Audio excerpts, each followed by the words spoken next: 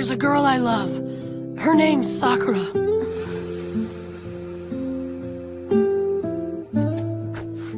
Well, actually, it's pretty one-sided on my part. Sakura is completely in love with this other guy named Sasuke. She tries so hard, pursuing him and trying to win his love.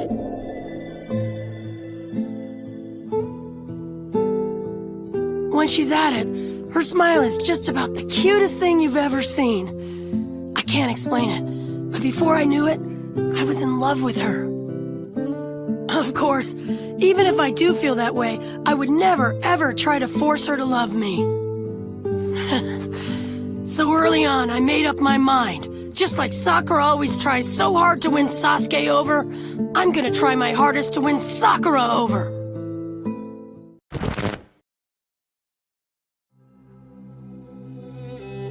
Wake up to reality. Nothing ever goes as planned in this accursed world. The longer you live, the more you will realize that the only things that truly exist in this reality are merely pain, suffering, and futility. Listen, everywhere you look in this world, wherever there is light, there will always be shadows to be found as well. As long as there is a concept of victors, the vanquished will also exist. The selfish intent of wanting to preserve peace initiates wars, and hatred is born in order to protect love. There are nexuses, causal relationships that cannot be separated. I want to sever the fate of this world. A world of only victors. A world of only peace. A world of only love. I will create such a world. I am the ghost of the Uchiha.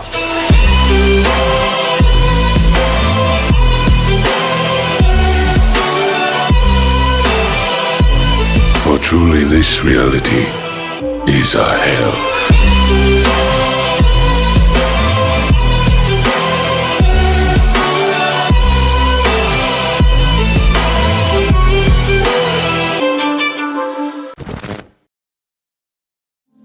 In the shinobi world, it's not how you live, it's how you die. The shinobi's life is not measured by how they live, but rather it's measured by what they manage to accomplish before their death. My life has really been full of nothing but failure. Continually rejected by Tsunade, unable to stop my friend, and unable to protect either my student or my mentor. Compared to the great and celebrated deeds of the Hokage, my actions are trifling, insignificant things indeed. I wish that I could have died like each of the Hokage. The tale is only as good as its final turn of events. The plot twist. And mistakes are an important part of the plot too. I've lived my life always believing that the lessons I learned are what honed me. I swore I'd accomplish a deed so great that it would obliterate all my failures. I died, a splendid shinobi. At least that's how it was supposed to go. But this, my plot twist. My tale ending like this. The great Lord Elder prophesied that I would be the one to guide a revolution.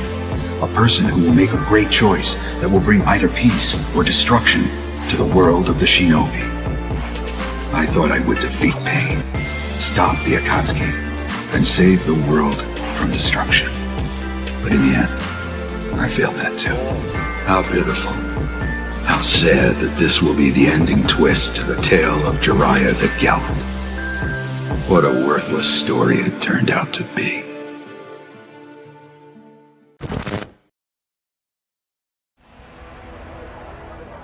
In the name of gain and profit for one's nation and village, shinobi have hated and hurt each other for many years, from the first to the third great ninja wars and the conflicts in between.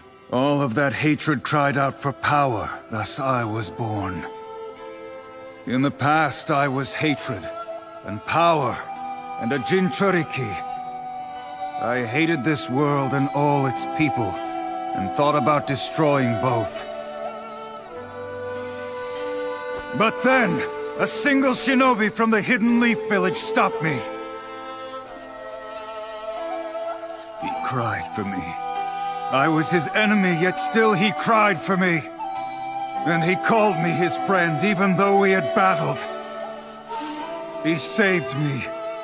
We were on different sides, but we were both Jinchuriki. Between those who have experienced the same pain, there can be no hate! There are no enemies here now, because each one of us bears the pain of having been hurt by the Akatsuki. Now there is only Shinobi. And if you're still unable to forgive the sand, you can come back and face me after this war is over. The friend I spoke of who saved me is the target of our enemy. If he falls into their hands, our world's finished. I want to protect my friend. And I want to protect this entire world! I am too young and inexperienced to do that. So I ask you, all of you, please lend me your strength for this fight! Nothing happened. Nothing except for the war. Too many people died in this land.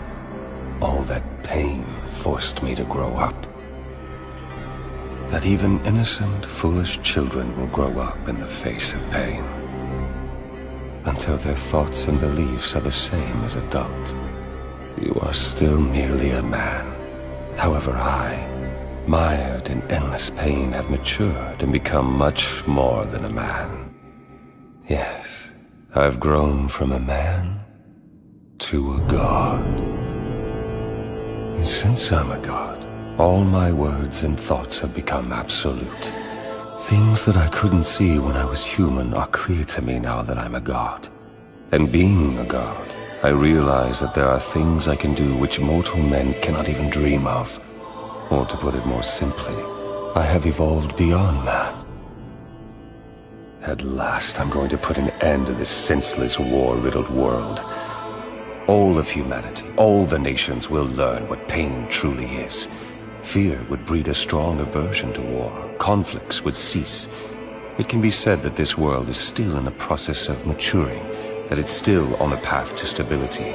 Pain will make the world grow up, just like it forced us to grow up. In order for the world to develop to the point where it can think and walk on its own, it needs the help of a god's hand. This world is still but a child, you see.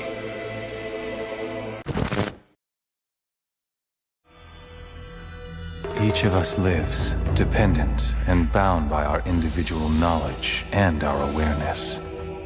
All that is what we call reality. However, both knowledge and awareness are equivocal. One's reality might be another's illusion. We all live inside our own fantasies. Don't you think that's true, Sasuke? Just what are you trying to say? That thinking Madara is dead is merely an arbitrary assumption that you've made. In exactly the same way that you once assumed that I was your kind and gentle older brother. She decided to die at the hands of someone she loved, to protect the Hidden Leaf. No matter what words you say, to me the you who could not protect Rin is an imposter. To me, Rin is someone not meant to die. So the dead Rin is also an imposter. Rin is only Rin alive. The shinobi system, the village, shinobi themselves, they created these circumstances. What caused me to despair is this world itself, this counterfeit world. Look at me! There's nothing in my heart. I don't feel pain any longer.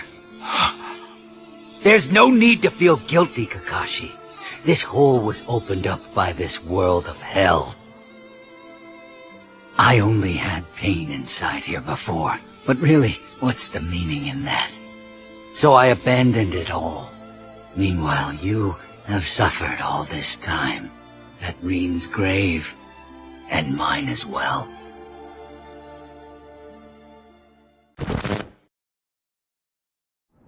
You asked me why I'm doing all this. But even if I told you why, I doubt very strongly that the knowledge would change anything at all.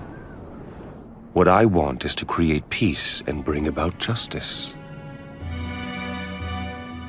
Oh, I see. That is noble of you. That would be justice. However, what about my family? My friends? My village? They suffer the same fate as this village at the hands of you, Hidden Leaf Ninja. How is it fair to let only you people preach about peace and justice? Once, the Land of Fire and the Hidden Leaf had grown too big. To protect their national interests, they forced feudal clans to wage war against each other, and profited from it. Otherwise, the people of the villages would have starved. As it happened, our little nation and its villages became the battlefield where the great nations waged their war. Each time they did, our nation was ravaged and laid to waste. After many such battles, the great nation stabilized, but our smaller nation suffered, and it barely recovered. You and I are both seeking the very same thing. We both want to achieve the peace that Jiraiya-sensei envisioned. You and I are the same. We're both motivated by our desire for peace and justice. The justice that I have delivered against the Leaf Village is no different from what you are trying to do to me. Everyone feels the same pain when losing something dear. You and I have both experienced that pain. You strive for your justice, and I strive for mine. We're both just ordinary men who have been driven to seek vengeance in the name of justice. And if one comes to call vengeance justice, such justice will only breed further vengeance and trigger a vicious cycle of hatred. Right now, we live in such a cycle. I know the past and can foretell our future. It is the same as our history. So we believe that human beings simply cannot understand each other, and they never will. The shinobi world of ours is ruled by hatred, and hatred alone. But you see, that is why I formed the Akatsuki, to break the cycle of hatred. So, Naruto, how would you confront this hatred in order to create peace? I want to know what your answer is.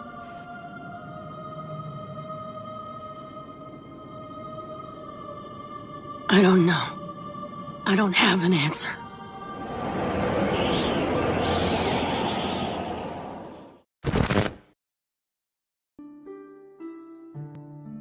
Jiraiya-sensei? Yes, what is it, Kakashi? There's something I'd like to talk to you about. Is it urgent? Because I'm kind of busy right now. I'm sorry to have bothered you. You know, on second thought, there's nothing more important than students like you. Besides, I know you. You haven't spoken to anyone today, have you? You know, people really should talk to other people every day, even if it's just small talk. Otherwise, their hearts grow dark and sullen. Talking to others builds bonds of friendship and camaraderie. It broadens the mind, and it makes you feel grateful to be alive. That's the kind of creatures we humans are.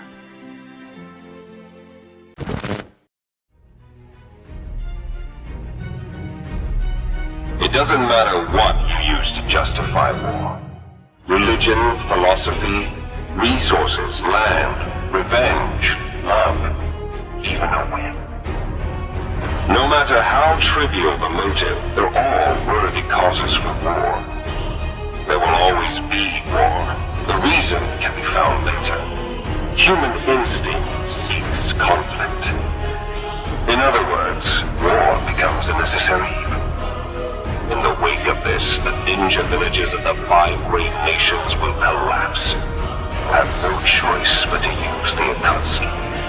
Then, and only then, will we achieve our true goal, which lies just ahead.